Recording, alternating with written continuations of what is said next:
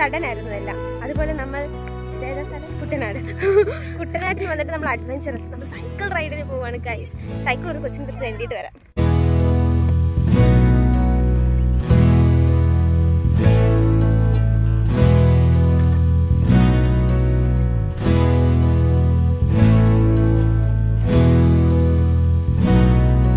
നമ്മുടെ ട്രിപ്പൊക്കെ അവസാനിച്ചിരിക്കുകയാണ്. നമ്മൾ വീട്ടിലോട്ട് പോവുകയാണ്. ജുവൽ നമ്മളെ കൊണ്ടാക്കാൻ വന്നിരിക്കുന്നു. ടാറ്റാ.